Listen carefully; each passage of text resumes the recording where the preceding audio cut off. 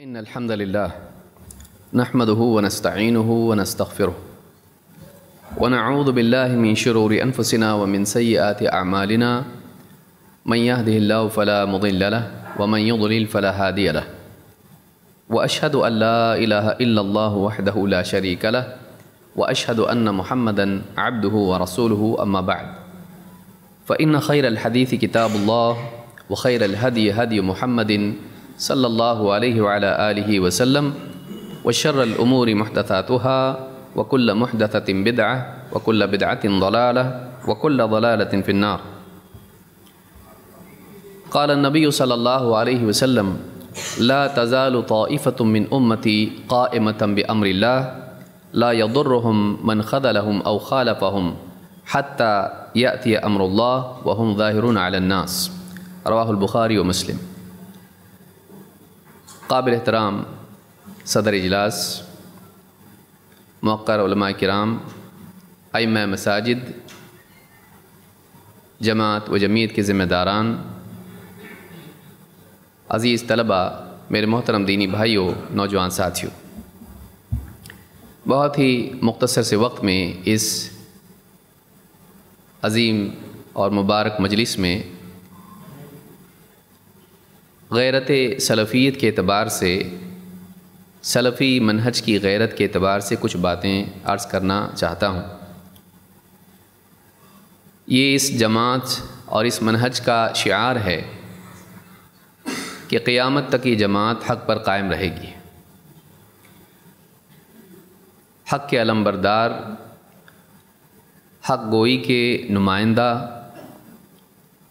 دین کے محافظ، کتاب و سنت کے حاملین، اللہ رب العالمین کی نصرت کے حقدار، نبی کریم صلی اللہ علیہ وسلم کے جانشین اور آپ کی سنت کے عام کرنے والے واقعی یہی حقدار ہیں کہ اللہ رب العالمین کی حفاظت ان کو نصیب ہو اور اللہ رب العالمین کی مدد کے یہ حقدار بنے.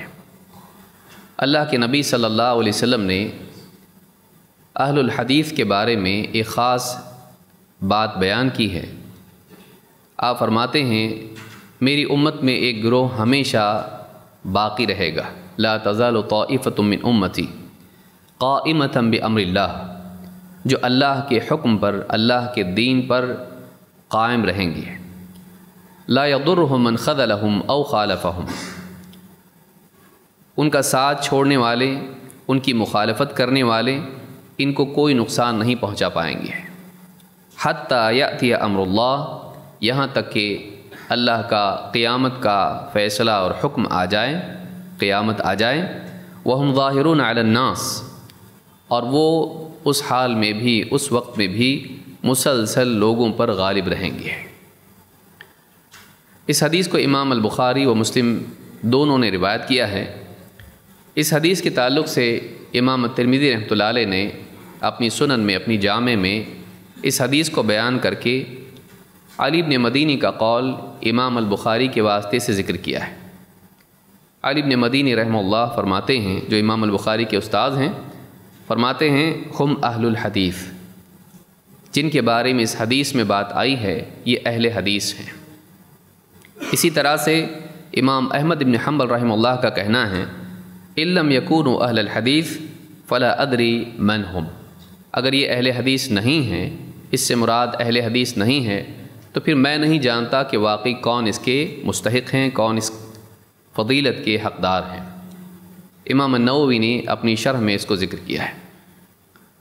ان دونوں اقوال سے بات معلوم ہوتی ہے کہ اہل حدیث کے لیے حق پر قائم رہنا اور اسی طرح سے مخالفت اور ساتھ چھوڑنے کے باوجود ان کی بقا اور اللہ رب العالمین کی حفاظت کا حقدار ہونا قیامت تک کے لیے طے ہے.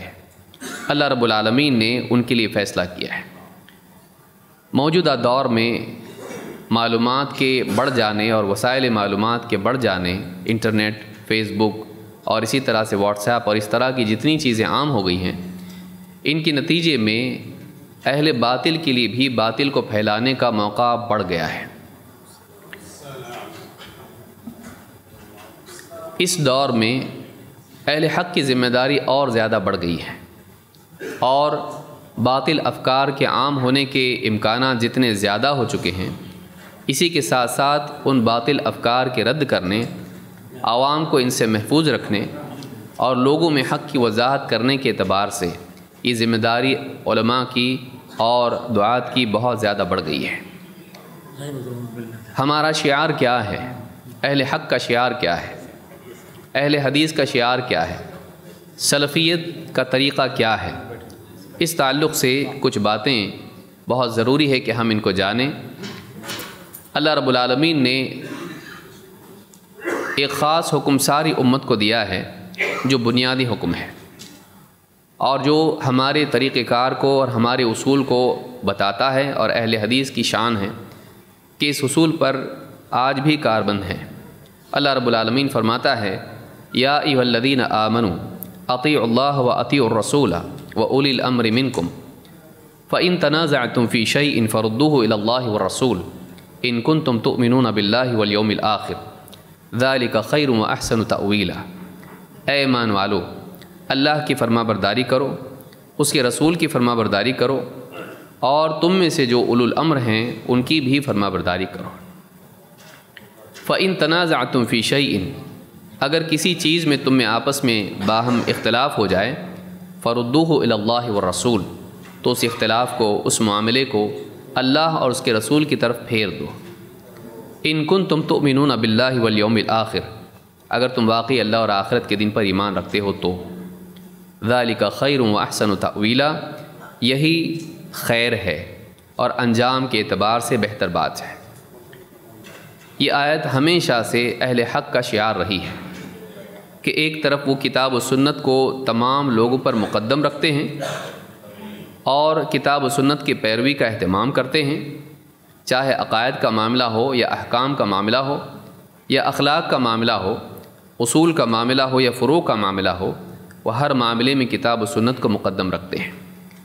پھر اگر علمی اعتبار سے یا دنیوی معاملات میں کسی بھی اعتبار سے ان میں اختلاف ہوتا ہے تو اس اختلاف کے لیے کتاب و سنت کی طرف رجوع کرتے ہیں۔ فَإِن تَنَازَعْتُمْ فِي شَيْءٍ فَرُدُّوهُ إِلَى اللَّهِ وَالرَّسُولِ، ہمارے اسلاف کا بھی یہی طریقہ تھا، اور قیامت تک کے لیے اللہ رب العالمین نے اسی اصول کو ہمارے لیے بنیاد بنا کر ہم کو عطا کیا ہے۔ اسی میں خیر ہے اور اس کا انجام بھی اچھا ہے۔ اہل حدیث ہر زمانے میں اس اصول کو اپناتے رہے، اور بڑے بڑے علماء اور ائمہ دنیا میں آئے، ان کا بھی یہی طریقہ رہا کہ امت میں اختلافی معاملات میں کتاب و سنت کو اصل بنا کر، بنیاد بنا کر اور مرجع بنا کر اسی کی طرف رجوع کریں۔ اس دور میں اس کی ضرورت اور بھی بڑھ گئی ہے، اس لیے کہ آج بہت سارے افکار عام ہو رہے ہیں، بولنے والے بڑھ گئے ہیں، اور ہر آدمی تک لوگوں کی بات دنیا کے کسی بھی کونے میں بولنے والا ہو پہنچ رہی ہے۔ گمراہی کے امکانات بڑھ گئے ہیں، اور کہیں نہ کہیں اس کے اثرات ہم پر بھی پڑتے ہیں۔ اس اعتبار سے اس دور میں اپنے منہج کو، اپنے راستے کو مضبوطی سے تھامنا بہت ضروری ہے۔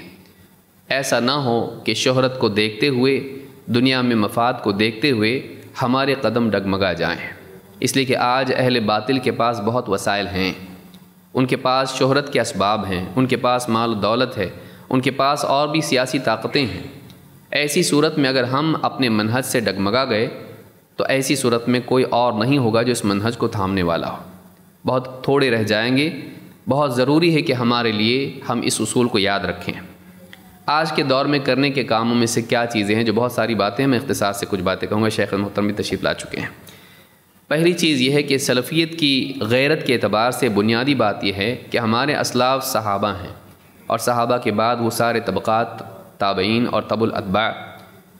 سلفی غیرت یہ ہے کہ ہم اپنے اسلاف کا دفاع کرنے والے بنیں، ان کی عزتوں کے بارے میں بولنے والوں کا جواب دینے والے بنیں، ہم ان کا احترام کریں، صحابہ کا، تابعین کا، تبع تابعین کا، اور ہمارے ائمہ کا، ہمارے اسلاف کا۔ ایسے دور میں جس میں سیاسی اعتبار سے بعض گمراہ منہجوں کو ترویج ہو رہی ہے، چاہے وہ اخوانیت ہو یا شیعیت ہو، اس کے راستے سے معلومات عام ہو رہی ہے، اور بہت سارے لوگ صحابہ کی شان میں گستاخیاں کر رہے ہیں۔ اس دور میں ضروری ہے کہ ہم صحابہ کے مقام کو لوگوں کے سامنے بیان کریں اور ان کا دفاع کریں، خاص طور سے حضرت معاویہ رضی اللہ تعالیٰ عنہ کے بارے میں، کیونکہ ایک صحابی کے بارے میں بولنے سے باقی صحابہ کے بارے میں دروازہ کھل جاتا ہے۔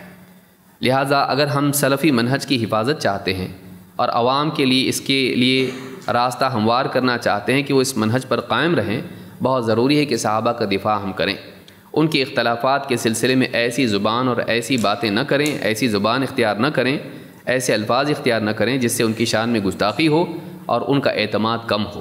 اللہ کے نبی صلی اللہ علیہ وسلم فرماتے ہیں اذا ذکر اصحابی فامسکوا، جب میرے صحابہ کا ذکر آئے یعنی ان کے اختلافات کا ذکر آئے تو اپنی زبان کو روک لو، اپنی زبان کو روک لو۔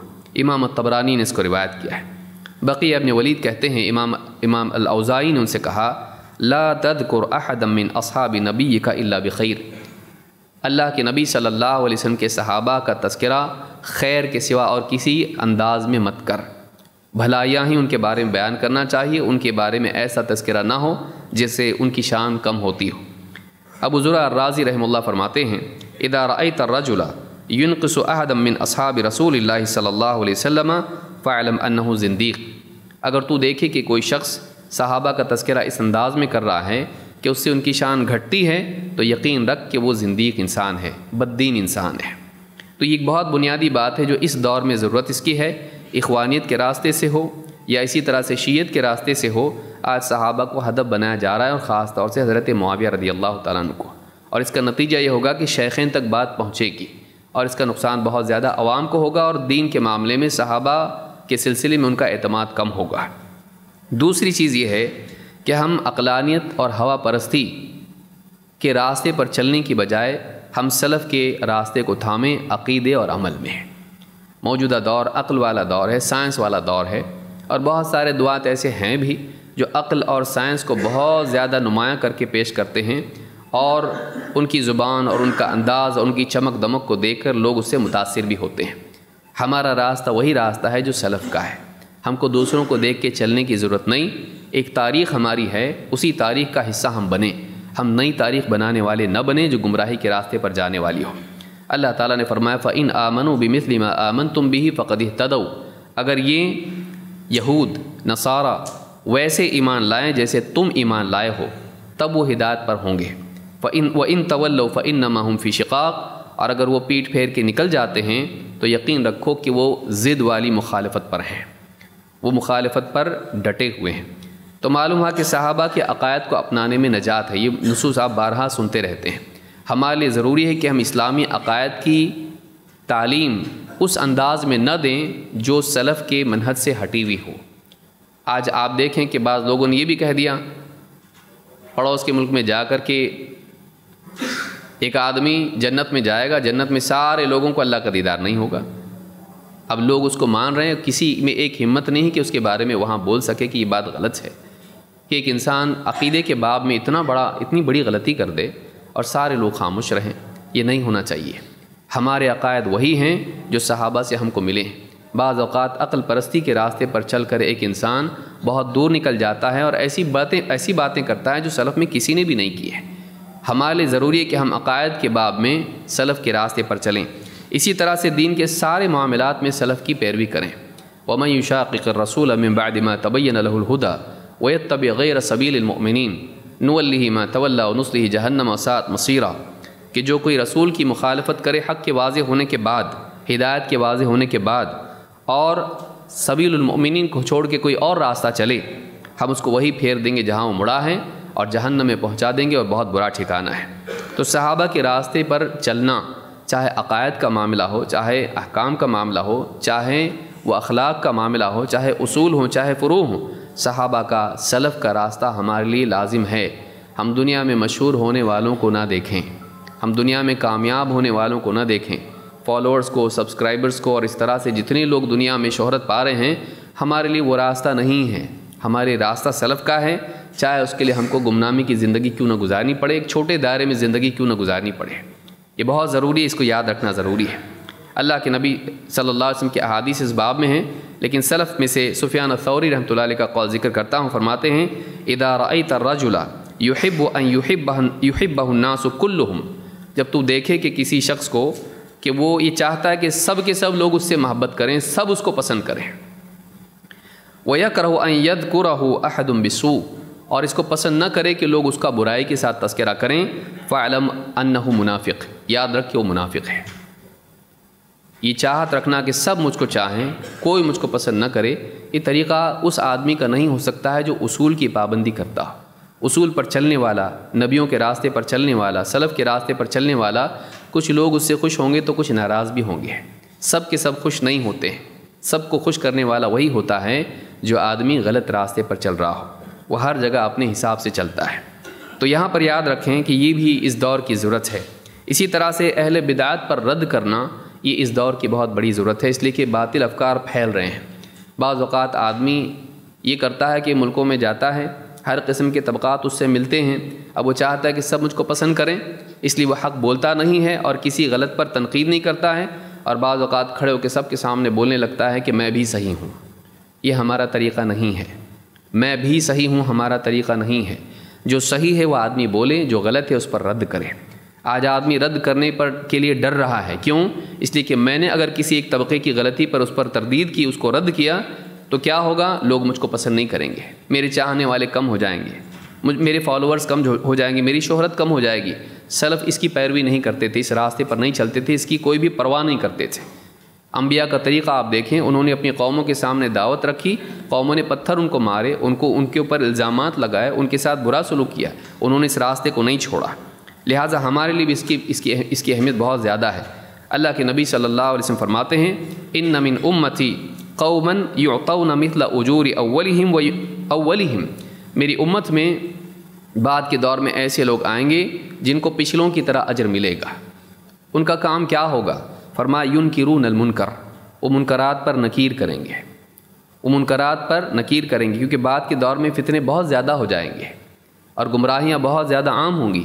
ایسے وقت میں خاموشی اختیار کرنا، بس اس وجہ سے کہ کسی کا دل دکھے گا تو لوگ ہم کو پسند نہیں کریں گے، ہماری فین فالوئنگ کم ہو جائے گی، اگر اس بنیاد پر آدمی خاموش رہتا ہے تو یہ اہل حدیث کا اور سلفیت کا شعار نہیں ہے، سلفیت کا شعار نہیں ہے۔ تو یہ بھی یاد رکھنے کی ضرورت ہے۔ آخری بات کہہ کے میں اپنی جگہ لوں گا، وہ یہ کہ اس کا یہ مطلب بھی نہیں کہ ہم آپس میں ایک دوسرے پر تردید کرنا شروع کر دیں اور سارے بازار ہم ایک دوسرے کے بارے میں ایسی باتیں کہیں جس سے عوام ہمارے بارے میں شک میں پڑ جائے کہ کون صحیح ہے معلوم نہیں، یا آپس ہی میں اختلاف کر رہے ہیں۔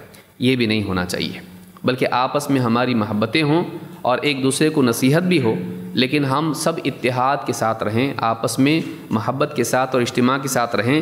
اللہ کے نبی صلی اللہ علیہ وسلم کی حدیث ہے، المؤمن للمؤمن کالبنیان، ایک مومن دوسرے مومن کے لیے ایک دیوار کی طرح ہے، اور آپ نے فرمایا یشد بعضہ بعضا، دیوار کا ایک حصہ دوسرے حصے کو مضبوط بناتا ہے، اور آپ نے انگلیوں کو اس طرح سے آپس میں پھنسا کے بتایا کہ آپس میں اس طرح سے باہم پیوست رہنے سے ان کی مضبوطی بڑھتی ہے۔ تو جہاں ہم اہل باطل کی تردید کریں اور لوگوں کے سامنے ان کا باطل ہونا واضح کریں تاکہ لوگ گمراہی سے بچیں، اسی کے ساتھ ضروری ہے کہ ہمارا ایک دوسرے کے اختلاف پر گفتگو کرنے کا انداز ایسا نہ ہو کہ لوگ منہج سے اور علماء ہی سے بدظن ہو جائیں، اس کا انداز ایسا ہو کہ جس میں اصلاح ہو جائے اور لوگوں میں شکوک اور شبہات بڑھیں نہیں، لوگ بدظن نہ ہوں، لوگ منہج سے دور نہ ہوں، اور ہم اس منہج کے ساتھ اور زیادہ ان کو وابستگی ہو، وہ یہ جانیں کہ ہمارے علماء تنقید بھی کرتے ہیں، ایک دوسرے کی غلطیوں کی اصلاح بھی کرتے ہیں، لیکن آپس میں ان میں الفت اور محبت بھی ہوتی ہے، اختلافات کو دشمنی کی صورت نہ دے دی جائے۔ اسی طرح سے آخری چیز میں فرماتا ہوں، ذکر کرتا ہوں کہ اللہ کے نبی صلی اللہ علیہ وسلم فرماتے ہیں لا تختلفوا فإن من كان قبلكم اختلفوا فهلكوا، اللہ کے نبی صلی اللہ علیہ وسلم فرماتے ہیں کہ آپس میں اختلاف مت کرو، اس لیے کہ تم سے پہلے جتنے لوگ تھے انہوں نے آپس میں اختلاف کیا، ہلاک ہوئے۔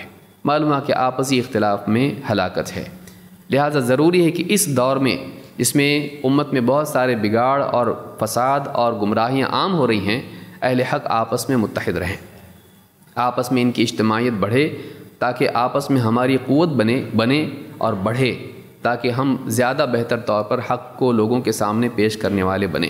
آپسی اختلاف سے ہم کو بہت نقصان ہوتا ہے، ہوا ہے اور مستقبل میں بھی ہو سکتا ہے، لہٰذا اہل حق کا اس دور میں آپس میں مل کر رہنا، محبت کے ساتھ رہنا، ایک دوسرے کی قوت بڑھانا اور غلطیوں پر اصلاح بھی کرنا اور نصیحت بھی کرنا، یہ بہت ضروری ہے۔ اللہ رب العالمین ہم سب کے جمع ہونے کو قبول فرمائیں۔ اقول ھذا واستغفر اللہ لی ولکم۔